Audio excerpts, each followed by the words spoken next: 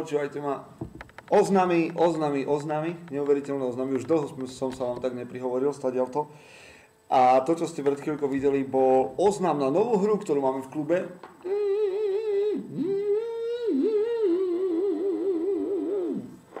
Game of Thrones sa bude teraz hrať v klube najnovšie, takže všetkých hráčov pozývam, všetkých fanúšikov seriálu.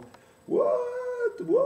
Lebo náš klub je najlepší a má samé vychytané veci. Čiže nová vec, nová hra, pozývam vás do klubu. Kromne toho vám chcem povedať, že ide Jaro už prišiel a všetko raší zo zeme, všetko raší a pán primátor raší, ale chcel som vám povedať, že keďže ide jar a začínajú nové veci, aj v klube sa od jary budú diať všelijaké nové veci, akcie, oveľa viac ako doteraz, posledné 2 roky, dajme tomu, že budeme mať všelijaké filmovačky, teda pozeranie filmov, debaty, diskusie, pancakey, sa obnovíme veci, vymyslíme nové športy, lezenia, šplhania.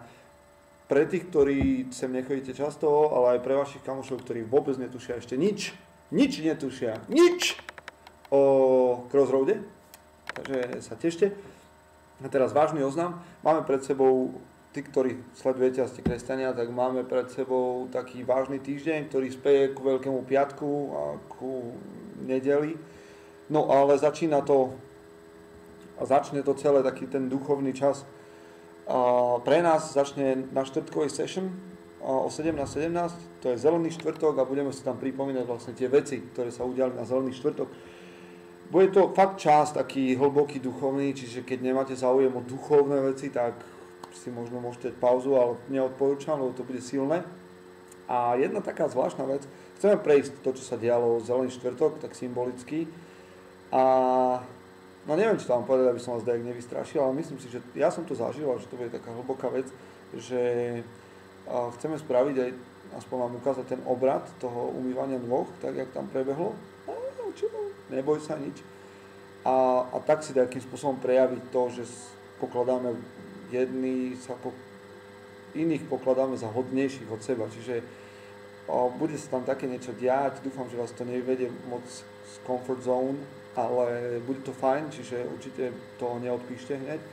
A to nejak hovorí, že teda to je taký technický oznam, že sa nehodia silonky napríklad. Hej.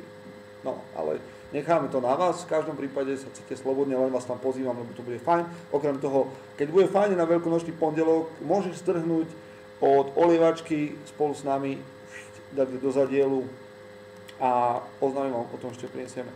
Takže, čekuj všetko, bude to veľmi fajn, Crossroad je úplne na tepe doby a tak tepe, až ti z toho bude tepať. Majte sa fajne, príjemný týždeň. Sero.